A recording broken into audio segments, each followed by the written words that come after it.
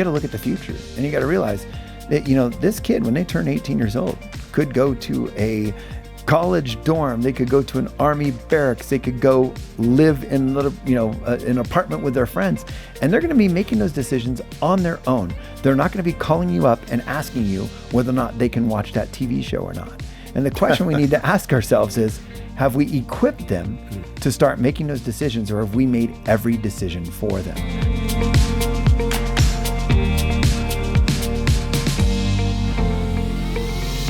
Jonathan, welcome back. You've been on the program, I don't even know, 5, 6, 8 times?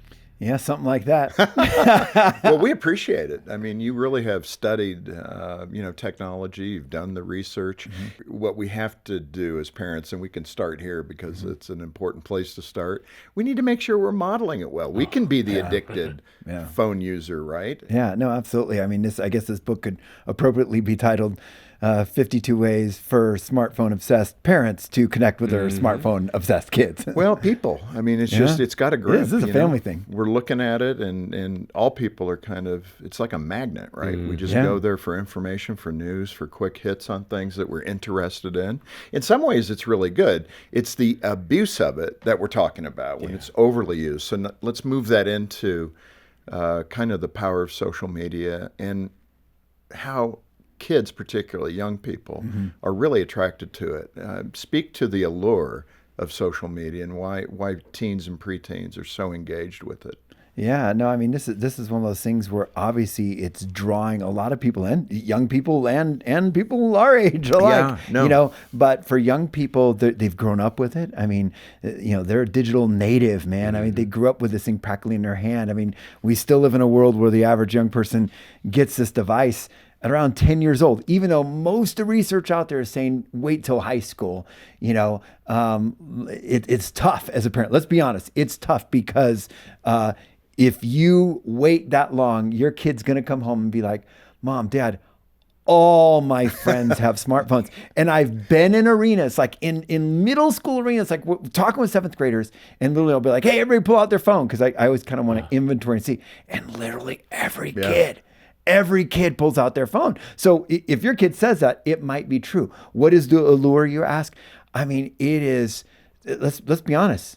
I mean, how many of us, we ourselves, you get on something like a TikTok or a YouTube, and you can just scroll. You could watch for 3 seconds. Nope. Well, it's information. It's humor. It's engaging. It's a fast hit. You don't have to be on it. And it's like, I mean, for us old folks, it's like we got our own The Gong Show. We can gong everything within 3 seconds, and boom, go right on to the next thing. And so, I mean, you're like, nope. Oh, that's good. I like that. And of course, what we don't even realize is happening behind the scenes is, there's algorithms noticing exactly how much time we're spending watching. We don't even have to click like. If we spend a little more time watching a certain thing, they're like, he likes funny puppy videos. So there is an allure because there's people making lots of money on it, and they're banking on the fact that, hey, if we pump this guy more Frenchie dog videos, he's going to watch it longer, and that's what they want. And you can apply any topic to that, absolutely. Even to things that are damaging. Yeah. In that regard, what's the average age of children right now receiving smartphones? About 10 years old. 10 years old. I mean, that's a lot of power in the hand of a 10-year-old. Yeah. In that way, how do we not be reactive but proactive and helping to teach our young kids, how to manage something like that, or our preteen teens? What do we do to be proactive? Let's be honest. Most of us have devices in our pockets as adults. Our kids, by the time they get to high school, they've got devices in our pockets. And instead of coming across as this, hey, these things are bad, these things are evil. Hey, I mean, my gosh, these things help us, get places. These things help us connect with grandma. These things help us do lots of positive. Our Bible app is right there, You can have devotions. You can have all kinds of good stuff on there. Instead of saying this is a bad thing, what if we not only modeled, but what if we were very proactive about knowing when to have the thing out and when to just put it in your pocket? And so this book is full of a lot of ideas, sometimes using devices to connect, and sometimes knowing when to put a device away, sometimes just in the day in, day out, the dinners, little things we do every day where we don't have our devices out and we're just actually enjoying face-to-face communication. Teenagers, like adults, we can come up with some great arguments. even at 14, 15. And we say something like, Mom, Dad, hey, at least I'm doing this and not something worse. I could be a drug dealer. I could be, whatever, fill in the blank. But I'm only looking at YouTube stuff or Snapchat or whatever. Yeah. It is funny because young people, this is huge for them. This is and if we are talking about, hey, that thing is bad, they're kind of like, on what planet are you from, Mom and Dad? I mean, everybody's got, why would everybody have one if it's so bad? I mean, shouldn't the Surgeon General be talking about this? Well, that's the funny thing. The research is out there now, and there is a lot. I mean, if you Google, are smartphones safe for 13-year-olds? My guess is you're going to find a host of articles of people talking about how it affects your sleep, how it affects, your grades, how it affects, so much of this stuff. The more time you spend, especially on social media, you're going to find that for young girls, it really affects their self-esteem big time. Anxiety goes up. For young boys, it affects attention span. Hilarious. My daughter and I go skiing. We get up there, we go skiing, and these two snowboarders jump on a quad lift with us. And as we're going up, these two kids are they're basically complaining and whining about the book, The Great Gatsby. And they're like, Great Gatsby, it's lame. I can't believe they want us to read this book. And my daughter's like, oh, really? You have to read it for school? Do you have to write a report? And she's like, well, did you like the book? And both of them were like, well, I haven't read it. We're like, and so we immediately were like, well, what book's your favorite book? And they're like, no books. I'm not making this up. Two kids who have never read a book. Now, I know that's not every single kid out there, but this is one of the just things that's happening in this world where we're scrolling through stuff and we're learning, hey, if I'm not entertained in 3 seconds, scroll to the next thing. And with young men, this is huge. With young girls, wow, she's prettier than me. How come I'm not that pretty? These feelings of poor self-esteem and anxiety. This is the world we're living in. And if we could start conversations with our kids about these things, because when they're asking us, hey, at least I'm not dealing drugs. Don't get in that argument. Start talking about these important things and bring these subjects up. And that's one of the things the book helps you do. It's helped you find ways to discuss this topic without preaching, without coming down on them, but actually asking their opinion and listening to them. Jonathan, one of the examples that you use is creating a family docking station. I love that idea. The only thing I question, you say, put it in Mom and Dad's bedroom. Okay. Well, I'd put it in the kitchen, but our kids did kind of, trick us many times to go down at 1 in the morning. So they'd have to come into the bedroom. So I get it. No, it's funny you say the kitchen. True story. I'm out here recording one of the broadcasts I've done here. I connect with some childhood friend. My wife and I go connect with her and her husband. And they're like, oh, what were you talking about? And we brought this subject and the docking station came up. She goes, oh yeah, we used to have one in our kitchen, but that didn't work. And I'm like, really? Tell me about this. And she tells the story of literally hearing a noise in the middle of the night, husband going down the stairs with a baseball bat, clicking on the lights, and the teenagers sitting there and they're like, what are you doing? He's like, I just wanted to see if they liked this post that I sent out earlier. So literally in the middle of the night was so curious that it snuck down the kitchen. So the point is, find a place where almost all the research out there says, hey, if you're gonna give that 10-year-old a device, which they don't recommend you do, at least collect the devices, not just smartphones, iPads, computers, that old phone that you forgot you have that your kid has hidden in their room because they've got it connected to the Wi-Fi. And guess what? It's just like a smartphone. Get all those devices out of the bedroom at night. And if that means having a docking station in your master bedroom closet where you put all the phones, including yours at night, That's amazing. A good idea. It's amazing. Now all of a sudden at night, you could read. Those two kids on the ski lift might actually read a book, because there's nothing else to do. If they not until they're 20. If they're just scrolling through their phone, they're never going to read a book. But if there's nothing else to do at 8 o'clock, I remember with our kids, we literally would be like, well, you guys can either go to bed or you can stay up and read. Your choice. And they'd be like, read. Well, let's talk about that. Yeah. How do you fill that time if you're going to, try to persuade them to move to some other activity? You use cookie dough. Now, this is funny. I like this idea. How to use cookie dough to get your kids off the screen. What was that about? Well, see, in our house, we're very food motivated as McKees. If you can't tell from my profile, I could stand up and show the profile shot. But I tell you, we love food, and food actually works. Now, here's the brilliant thing about cookie dough. When cookie dough happens in our house, first of all, it always starts a debate because I start immediately eating dough, and my son would always start eating dough. And then my wife, Lori, she'd be like, oh, stop. That's bad. You'll get salmonella. It's got raw egg in it. Yeah, I'm like, I don't. Come on. Who has died from cookie dough? I want to know right now. So there's always that dynamic going. But the other thing that's funny is we all start literally getting our hands on cookies. And when you have your hands on food, the same works with pizza, the same works with wings. You find a greasy food or an oily food, then you can't have your phone in your hand because you've got messy food in your hand. And the other thing that happens with food is you end up laughing and talking. And we would find that when we got cookie dough out, when we got pizza out, when we did some of these things, that it just kind of catalysted conversation. And that's what we were always looking for, is anything that just kind of allowed us to just be able to sit back. Plus, we always had a rule in our house that was like no tech at the table.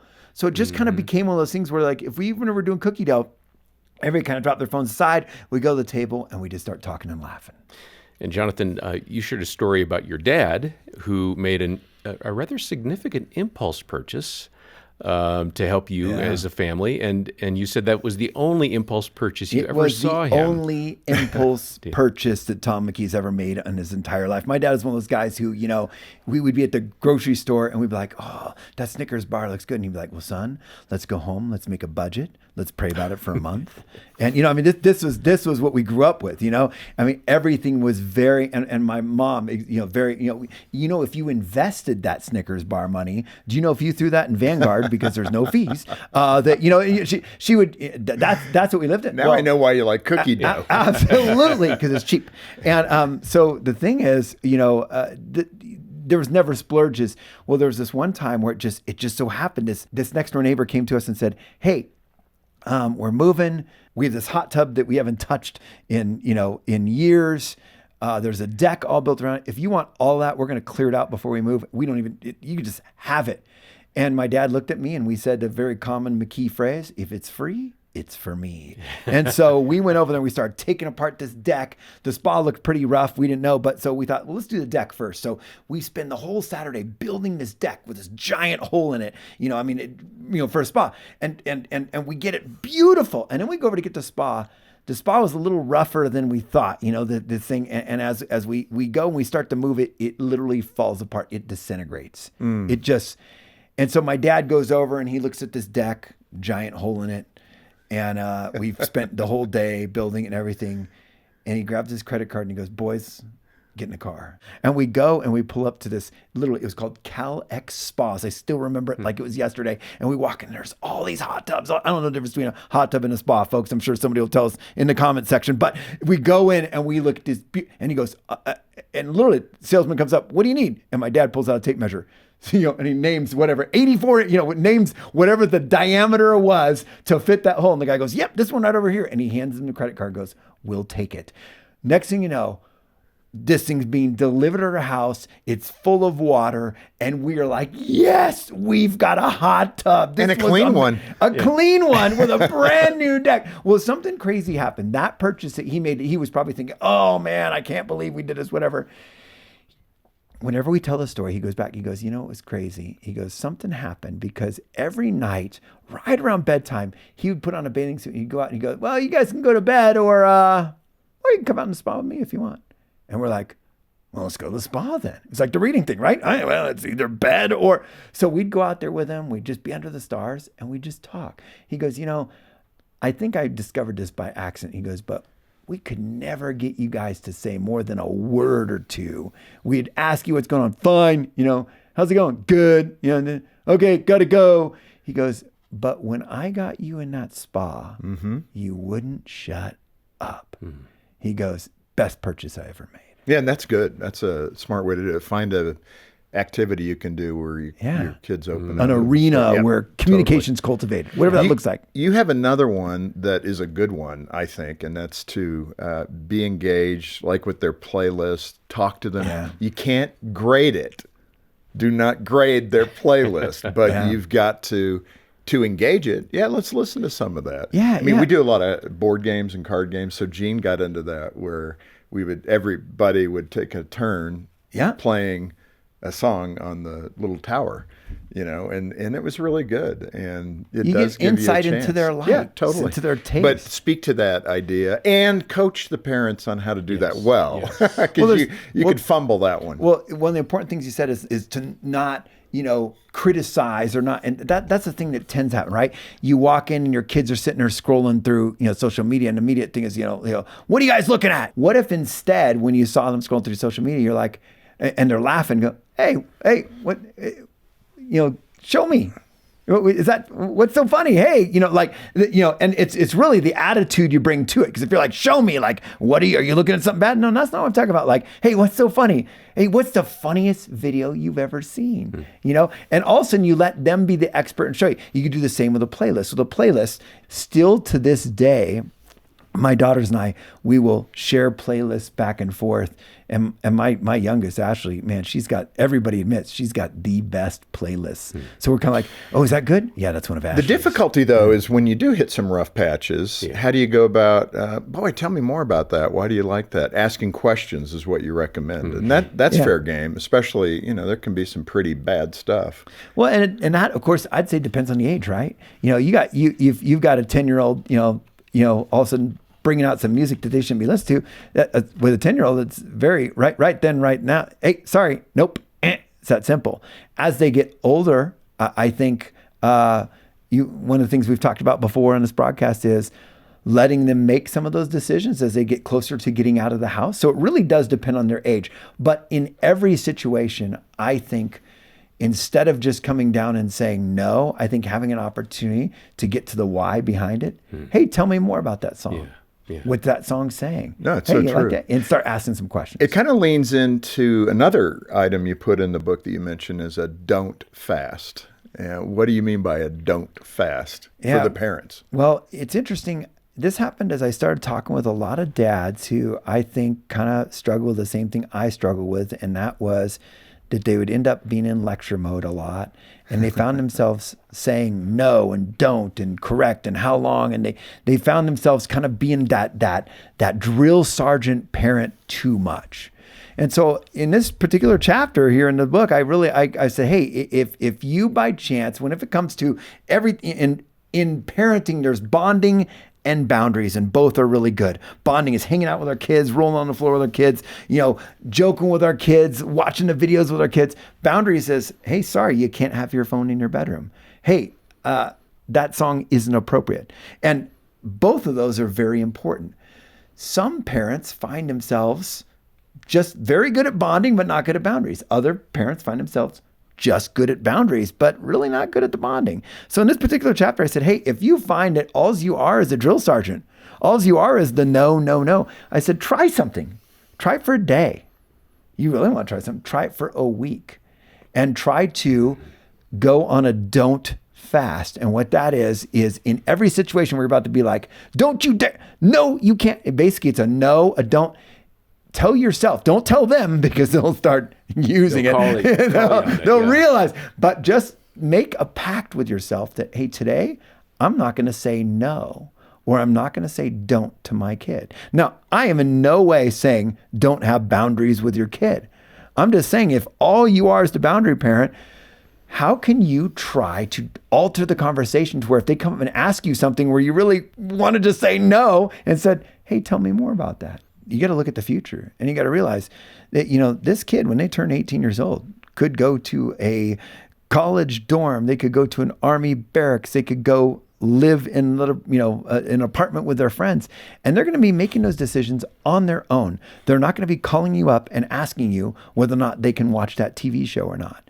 And the question we need to ask ourselves is, have we equipped them to start making those decisions, or have we made every decision for them? That's the point. Listen, all this comes down to that relationship, which we're talking about, and we want to create those strong relationships with our children. You say that we may need to allow some back talk. Now, everybody goes, what? I don't allow back talk to make that happen. So back talk may be, we react to that. So what are you getting at when it says communication needs to be open? That means you need to invite your child to be able to speak to you honestly. Yeah, it's just something to think about. Something to think about is the fact that if your kid is used to feeling safe to be able to have a dialogue about decisions. Kids who are allowed to talk, not back talk, but engage in discussions about these decisions are more likely to say no to drugs, are more likely to say no to a lot of peer pressure, and are more likely to make good decisions. So there's research out there talking about this. So I am not in any way saying let your kid, be a smart aleck and talk back. But what if you became that safe parent that as you're making some of these decisions that, and I give the example of, if you told your kid, hey, I thought I told you to clean your room. And if your kid, it's just like, and because I said so, enough, done, no conversation. You walk out and they just know they can't say a word. Where when really, if you talk to them, you found out, well, I know you told me to clean my room, but honestly, you also told me to finish my homework, and you also told me to do this, and you taught me before, Dad, to put the big rocks in the jar first. And so I thought, let me get the homework done first.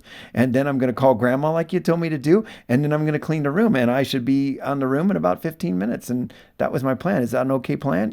If the kid had the freedom to say that versus there's no back talk at all, those kids who are actually strategically thinking and thinking through those things, maybe they're going to strategically think through those kinds of decisions and conversations when you're not standing there. Yeah, it's so good. And I think, this is what brings value to this discussion, hopefully to you on YouTube and listening to the podcast, the broadcast, maybe through the smartphone, which is a great way to listen to the whole library. And, it's just how to equip you to be in the battle like this and smart things to do to get a better outcome as you launch your 18, 19-year-old at some point so they can manage these things as best as they can. They'll remember those conversations. And really, it's good coaching. And we can't go back to a world that had no smartphones. And so the only job we have is how do we equip our young people, our kids, to do a better job when it comes to that encounter with technology. And again, what we said right at the top, and for us to be able to model that well. That's all good. So Jonathan, thanks for being with us. Oh, thank you for having me. And if you would like 52 ways to connect with your smartphone-obsessed kid, get a hold of us. If you can make a gift for any amount, either monthly or a one-time gift, we'll send you a copy of Jonathan's book as our way of saying thank you for supporting the ministry. Ask for your copy of the book, 52 Ways to Connect with Your Smartphone-Obsessed Kid, and make a donation as you can at focusonthefamily.com. Or call 1-800, the letter A and the word family.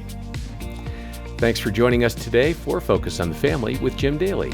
I'm John Fuller, inviting you back next time as we once again help you and your family thrive in Christ.